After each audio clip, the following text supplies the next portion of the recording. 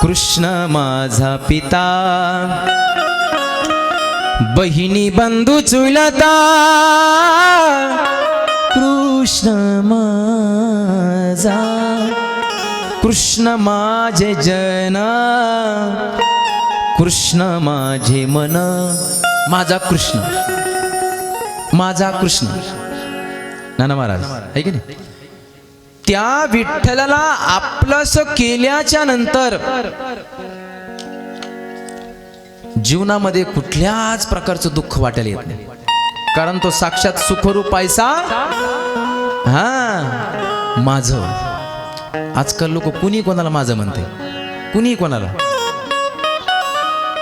कुत्र्याचं पिल्लू होतं एक चाललेलं, अरे पिल्लू कोणाचं आहे, ते म्हणते माझं आहे कुत्र्याचं पिल्लू.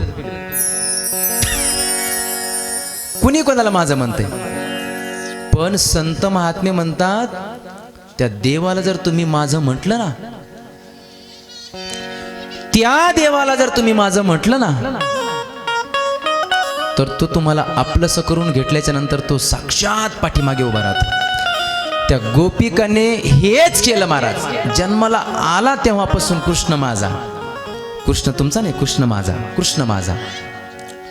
आणि मग कृष्ण कन्हैया जन्माला आला तर प्रत्येक गोपिका त्याला पाहण्याकरता निघाल्या. कुणी पिवळी साडी घालून काय, कुणी केशरी रंगाची साडी घालून काय, कुणी वेगवेगळ्या प्रकारचं शृंगार करून तिने आमच्याकडे पाहत असताना तिने हसावं, तिने आमच्याकडेच पाहत राहावं, असा भाव धरून त्या गोपिका पूर्णपणे भाव विभोर होऊन गोकुळेमध्ये कृष्ण कन्हैयाला पाहण्याकरता निघाल्या. कशा?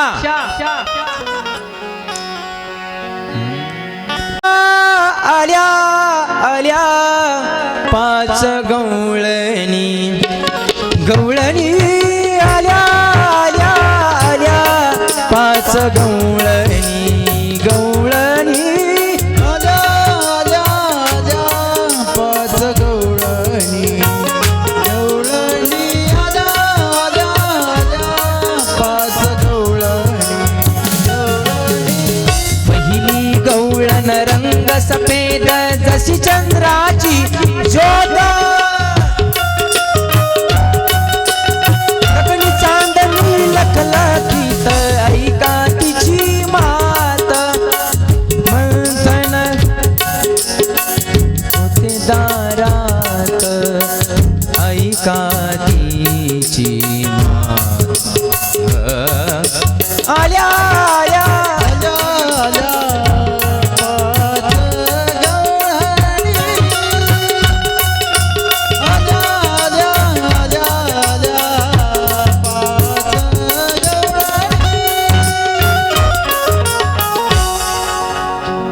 इकडे मथुरेमध्ये कंस मामाला थरकाप सुटला.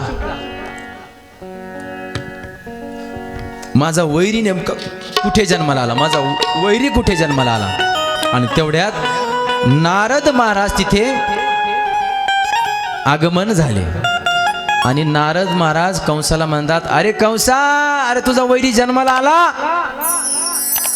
नारद महाराज, नारद महाराज म्हणजे कळ लावे नारद असं म्हणतात ना आपण, बरोबर की नाही. कळ लावे नारद. कुणी एखादा तिकून आला ना माणूस, आला कळ लाव्या. त्या नारद महाराज ते संत होते, ऐकताय ना. नारद महाराज हे संत होते, संत. त्यांनी कोणाचंच अहित पाहिलेलं नाही, ते संत होते. आणि विनाकारणच नारद महाराजांना विनाकारणच आपण कशाची उपमा देऊन टाकायची. आता इथे हा जो बल्ब लागलेला आहे, तो बल्ब चालू करण्याकरता, तो बल्ब चालू करण्याकरता तिथे काय आहे, स्विच. म्हणजे स्विच, त्याला इंग्लिशमध्ये स्विच म्हणतात, त्याला हिंदीमध्ये त्याला हिंदीमध्ये बटन म्हणतात, आणि मराठीमध्ये त्याला खटका म्हणतात, आणि संस्कृतमध्ये त्याला कळ म्हणतात. आता मला सांगा, इथे अंधार पडलेला आहे, ते बटन टाकल्याच्या नंतर आपण ते बटन चालू केलं म्हणजे तिथं काय केलं आपण, कळ, कळ दाबली कळ दाबल्याबरोबर इथे काय झाला? तसंच आहे. नारद महाराज कळ दाबतात म्हणजे तिथे प्रकाश पाडायचं काम करतात, वाईट नाही करत महाराज कोणाच. हा असं आहे ते. शब्दाची फोडणी करता आली पाहिजे, मग मजा येते. नारद महाराज म्हणाले, कंस मामाला म्हणाले, अरे तुझा वैरी जन्माला. हो ना, कुठे जन्माला? अरे तो गोकुळामध्ये जन्माला आहे आणि तो वाढू लागलाय. आणि मग ताबडतोब कंसाने मीटिंग बसवली. माझ्या वैऱ्याला जो कोणी मारील त्याला माझ्यातर्फे 5 राज्य. कोण मारीन कोण मारीन कोण मारीन, एकही पुढे येईना. मग तेवढ्यात आल्या संजय मावशी. हा म्हणजे तुम्ही ऐकलेले. कोण? पुतना मावशी. ते पुतना मावशी एवढं विद्रूप रूप घेऊन आल्या. कंस मामा म्हटले, अगं तुझ्याकडे बघून ती सगळेच घाबरून जाते आणि तुला कोणी स्वीकारेल त्या गोकुळेमध्ये? कोण स्वीकारेल तुला? पुतना मावशी म्हणाल्या, कंस मामा तुम्ही टेन्शन घेऊ नका, मी आत्ता ब्युटी पार्लरला जाते म्हणे. हसू नका, मी तुमचं नाही सांगत बरं का, मी जगाचं सांगतोय. हा, इथं जगाचा दृष्टांत घ्यायचा. बरोबर की दादा महाराज? जगाचा दृष्टांत घ्यायचा. मी आत्ता ब्युटी पार्लरला जाते म्हणे. अगं तुझे ते दात बाहेर निघलेले फारुळे एवढे मोठे, त्या जटा वाढलेल्या, आणि ते तुझा चेहरा काळा कुट्ट, तुला कोण तिथं स्वीकारेल ग? तुम्ही टेन्शन घेऊ नका. आता ब्युटी पार्लरला 15,000 रुपये दिले ना, गोऱ्याचं काळ्याचं. महाराज ते फार विचित्र आहे. हे पुतना मावशीने करून दिलं, तेव्हापासून हे पुतना मावशीने सवय लावली आपल्याला. तेव्हापासून जेव्हा म्हणताना सुरू झालंय ब्युटी पार्लर ब्युटी पार्लर, नेमकं मला ते कळतच नाही. आमची बायको एकदा म्हणली मला, ते काय वाप करायचंय म्हणे. काय ते हे याला काय म्हणतात कापायचं म्हणल्यावर? हा ॲब्रो. हा तुमचं आत्ताच लग्न झाले ना? बरोबर आहे. हा ते मला, मी त्याच्या नादी लागत नाही. ॲब्रो करायचे. आता त्या भवाई कापायच्या म्हणजे काय? त्याच्यात काही वाढल्याच्या नंतर त्याला काही भजे लटकणार आहेत का? त्याच्यात काही कारले लटकायचे आपल्याला? अरे देवाने दिलेलं सौंदर्य आहे ते, त्याला चिडबिड केलं नाही पाहिजे. एक सांगू, गणेश राऊत म्हणून माझा एक मित्र आहे. आम्ही पोरगी पाहायला गेलो आणि पोरगी पसंत झाली महाराज. सुपारी फुटली. सुपारी फुटल्याच्या नंतर तारीख झाली ना महाराज. दुसऱ्या दिवशी आम्ही लग्न आहे त्याच्यावर, लग्नाला गेलो आम्ही. ती पोरगी समोर आली महाराज. ते पोरग ही ते म्हणे, मी ही पोरगीच पसंत केली नाही, ही मुलगीच मी पसंत केली नाही म्हणे. कारण ते ब्युटी पार्लरला एवढे थर लावून आलते की ते खरंच पोरगीच ओळखत नव्हती. तो म्हणे मी जी पसंत केली ती ही मुलगीच नाही म्हणे. आणि एक सांगू, आपला पती जोपर्यंत जिवंत आहे, आपला पती जोपर्यंत जिवंत आहे तोपर्यंत महिलेने केसाला कात्री लावता कामा नये. पतीचं आयुष्य कमी होतं, पतीचं आयुष्य कमी होतं. आणि ईश्वराने जसं ठेवलंय ना त्या पद्धतीने जर राहिलं ना, इतकं नॅचरल दिसतं माणूस. हा नॅचरल दिसतं. म्हणून पुतना मावशीने जे केलं ते आपल्याला नाही करायचं. कारण हा हिंदू सनातन धर्म आहे आणि हा धर्मग्रंथ सुद्धा धर्म आहे. या ग्रंथाच्या माध्यमातून आपल्याला परमार्थही शिकता येतो आणि याच ग्रंथामधून आपल्याला धर्म देखील सुद्धा शिकता येतो. कारण माझा गोपाल कृष्ण धर्म संस्थापनार्थाय संभवामी, त्यांनी धर्माचं रक्षण पण केलेलं आहे आणि तुम्ही आम्ही त्याचे पाईक आहोत. कंस मामाला माझ्या पुतना मावशी मी आत्ता जाते लगेच येते. गेली महाराज पुतना मावशी. तिने दात कापून टाकले, लगेच हेअर डाय केला, ते काळ्याचे पांढरे केले, पांढऱ्याचे काळे केले, नट्टा फट्टा मस्तपैकी. आणि निघाली ना महाराज डागा डागा. साडी तर एवढी घातली तिने, आहा हा कशी घातली परशुराम महाराज साडी. तिने काय ते नाकात नथ, पुतळ्या, डोरलं, त्याच्यानंतर कमरेला कमरपट्टा आणि मग निघाली महाराज. पुतळ्या, डोरलं, साकळ्या, पैंजण, कमरेला कंबरपटा, नाकात नथ घालून मी सगळा थाट माट करुनी, नेसले ग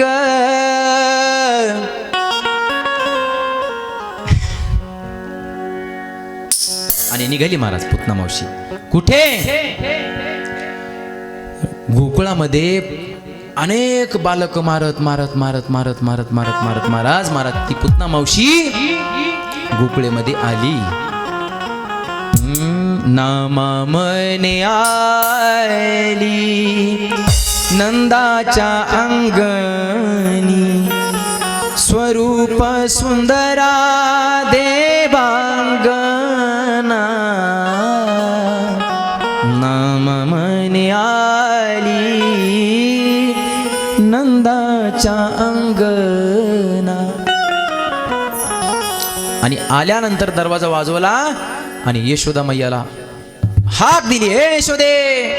यशोदा मैया बाहेर आली. यशोदा मैया बाहेर आल्याबरोबर कोण?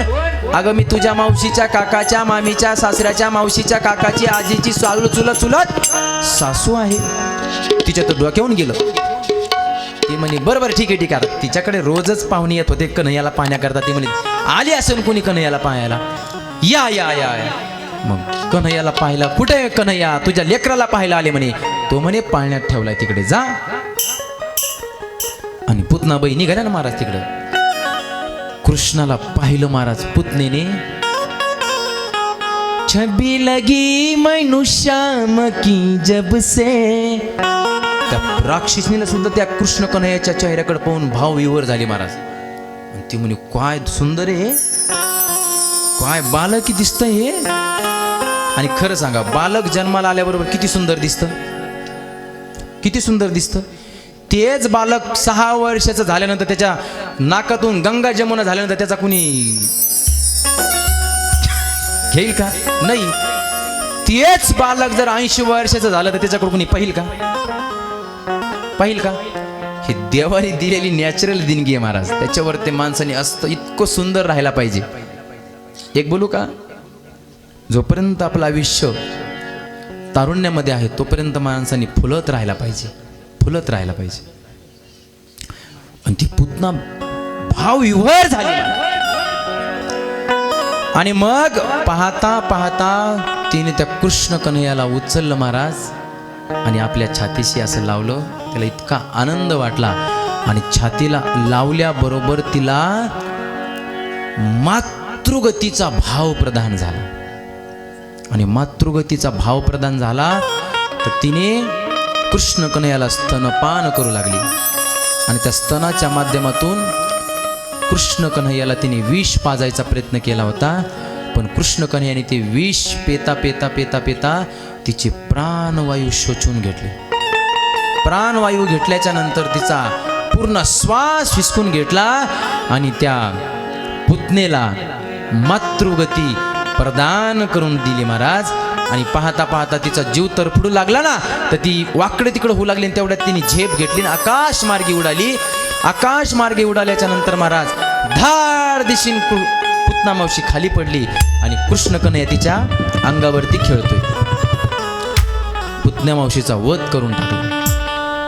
आणि वध केल्याच्या नंतर अख्खं गोकुळ तिथे जमा झालं.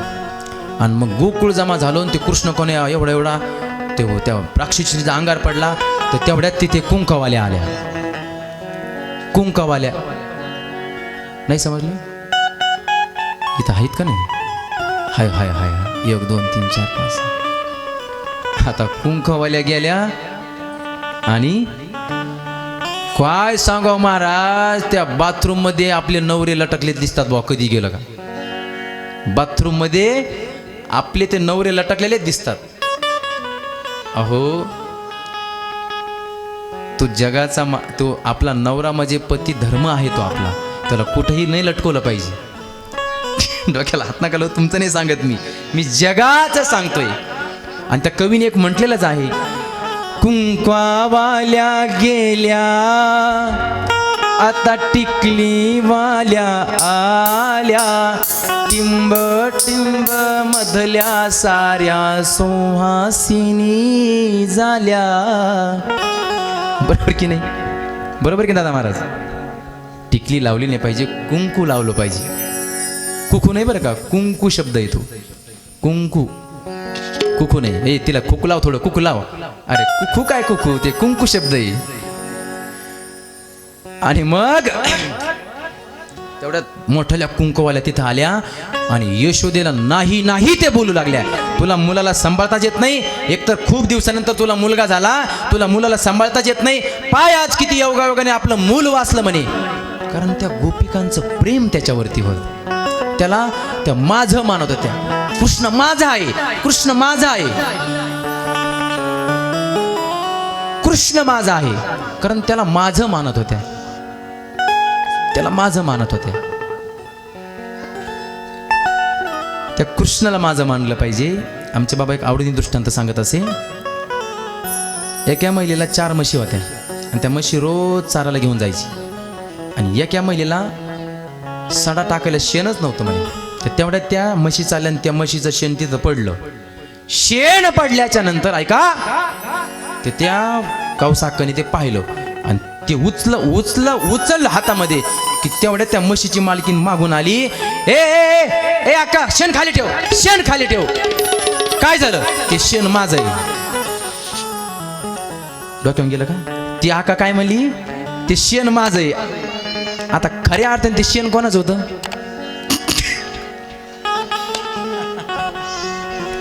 कोणाचं होतं? खरं सांगा, कोणाचं होतं? म्हशीचं. ती अक्का काय म्हणली, या माझ्या शब्द म्हणल्याला कुठल्याही प्रकारचा अर्थ लागत नाही. आणि तेवढ्या दोघीचे भांडण लागले. ती म्हणते माझं आहे, ते म्हणते माझं आहे, ते म्हणते माझं आहे, ते म्हणते माझं आहे. तेवढ्यात तिचा नवरा आला. अगं काय झालं, का भांडतात? हे शेण माझं आहे, ती म्हणते हे शेण माझं आहे, ती म्हणते हे शेण माझं आहे. तेवढ्यात तिचा नवरा म्हणते हे शेण तुझं बी नाही, हे शेण तुझं बी नाही, हे शेण माझं आहे. कोणाचं आहे? आता खरं सांगा, ते कोणाचं होतं? म्हशीचं होतं. माझं या शब्दाची व्याख्या फक्त एकाच व्यक्तीला लागते, ती माझी बायको आहे, ती माझी आई आहे, तो माझा बाप आहे आणि तोच माझा विश्वर आहे. इथे फक्त 4च व्याख्या लागतात. माझा या शब्दाची व्याख्या तिसरीकडे कुठं लागतच नाही. मला कुठेही दाखवून द्या. कारण माझं म्हटल्याच्या नंतर त्याला दुःख होत नाही. सांगा, आपल्या ऐकून दुःख होतंय का? आपल्या बापाकडून दुःख होतंय का? होतंय का? आणि आपल्या विश्वराकडून दुःख होतंय का? ज्याच्याकडून दुःख होतंय, माझा शब्द तिथे लागत नाही, मुळीच लागत नाही. आणि जिथे आपण माझं म्हणतो तिथे जर दुःख होत असेल तर त्या शब्दाला अर्थ नाही, ते माझं नाहीच. माझा फक्त परब्रह्म आहे आणि त्या परब्रह्माला माझं म्हटल्याच्या नंतर दुःख येतच नाही. आणि तेवढ्यात मग त्या गोपिका म्हणाल्या, तुला सांभाळता येत नाही. आणि मग कृष्ण कन्हैयाची ते दृष्ट काढू लागल्या. आल्या गेल्याची ते आहे ना महिलांना येतं ते. मला 2-3 दिवस चांगली दृष्ट झाली. आमच्या कदम मावशीने चांगली दृष्ट काढतात माझ्या, रोज संध्याकाळी गेल्यावर लागते दृष्ट. पाय ना किती पोरग गोड गातय, पाय ना किती पोरग छान म्हणतय, आणि पाय ना किती पोरग कसं बोलतय, अशी दृष्ट लागत असते. तशी दृष्ट माझ्या गोपाल कृष्णाला लागली. आपल्या काकड्यामध्ये बी एक अभंग आहे, जनी दृष्टी लागो तुझ्या सगुणपणा, तेने माझ्या मना बोध केला, अनंत जन्मीचे विसरलो दुःख, पाहता तुझे मुख पांडुरंगा. शेवटचं चरण, योगियांच्या ध्यानी ध्यातना तुडसी, तो आम्हापासी मागे पुढे, आणि नामा म्हणे जीवे करीन निंबलोन, आणि विटे सहित चरण. संत महात्म्याने देखील सुद्धा पांडुरंग भगवान परमात्मे दृष्ट काढली. आज कृष्ण कन्हैयाची देखील सुद्धा दृष्ट काढू लागल्या. कशी नाची झाली दृष्ट, कोणाची झाली दृष्ट, तुला माझ्या पंढरी राया, कोणाची झाली दृष्ट, तुला माझ्या पंढरी राया, कोणाची झाली दृष्ट, तुला माझ्या पंढरी राया, कोणाची झाली दृष्ट, तुला माझ्या पंढरी राया.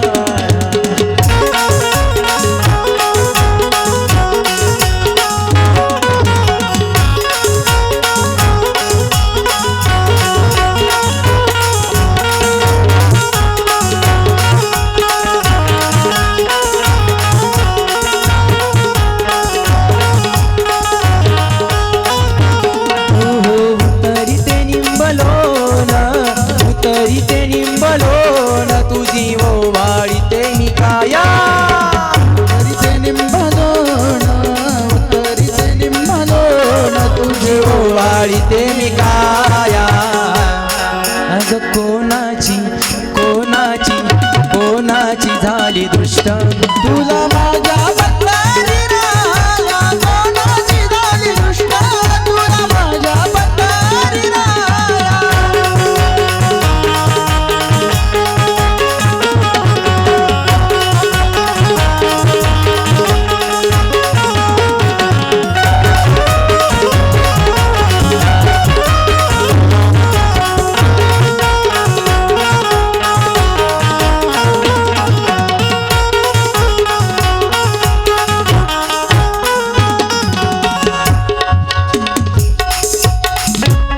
अशी कृष्ण कन्हैयाची दृष्ट त्या गोपिका काढू लागल्या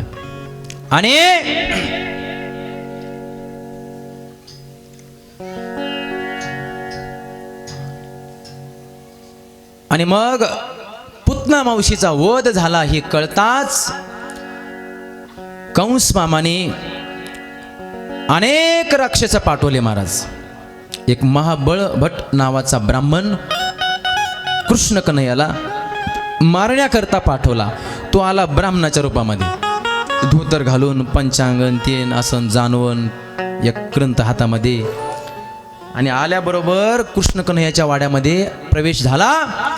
आणि तेवढ्यात कृष्ण कन्हैयावरती वार करणार. तर तो ब्राह्मण तो महाभट्टाच्या रूपामध्ये आलेला तो पाटावर बसला होता. तो पाट असा उलटाच केला कन्हैयाने आणि उलटाच पडला. ब्राह्मण उलटा पडला आणि ब्राह्मण धोतर नेसून आलता आणि कृष्ण कन्हैयाने त्याचं धोतरच ओढून काढलं. अख्खं त्याला नागडं करून टाकलं. ब्राह्मणाला जानव फाडून टाकलं, पंचांग फाडून टाकला कृष्ण कन्हैयाने. ब्राह्मण म्हणलं हे तो लयच अवघड भूते बाबा, हे त्याच्या नादी लागणं चुकीचं आहे. आणि ब्राह्मण पळाला महाराज, पळाले ब्राह्मण, कारण पंचांग फाटले आणि धोतर गळाले. बोला बोला बोला, कमरेचे का? बरं, कमरेचे.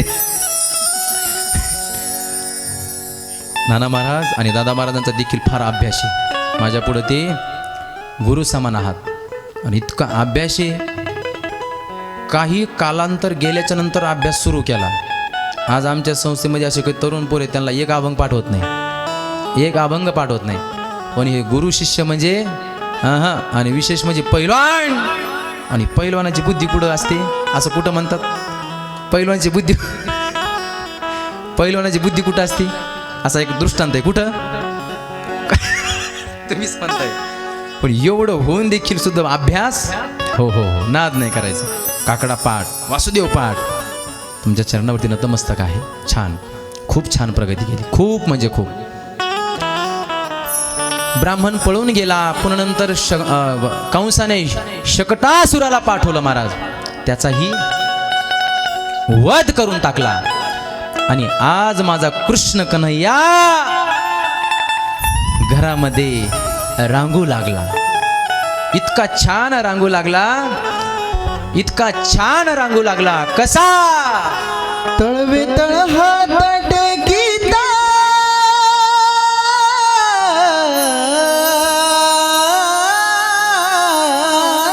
क्या बात आहे परशुराम? तळवे तळ हात टेकीता डाव्या गुडघ्याने रांगता रंगणी रंगणात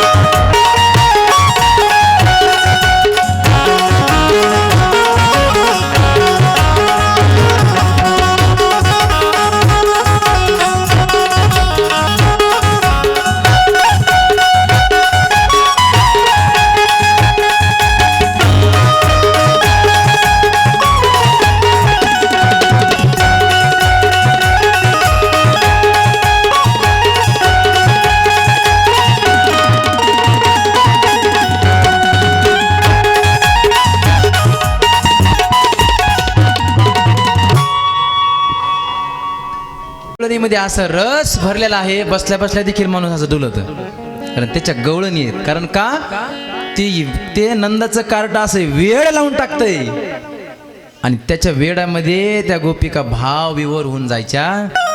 आणि महाराज ते रांगताना एका गवळणीने पाहिलं. ती गवळण होती खरातवाडीची. कुठली होती? खरातवाडीची होती. आणि ती आली ना धर्ममंडप मध्ये, ती सगळ्याला सांगू लागली, अय मी काय माहितीये का, मी ऐका ना, मी काय पाहिलं आज परशुराम बाबा. ती गवळण सांगू लागली, मी आज काय पाहिलं माहितीये का नंदाच्या वाड्यामध्ये. पाहिला आनंदाचा नंद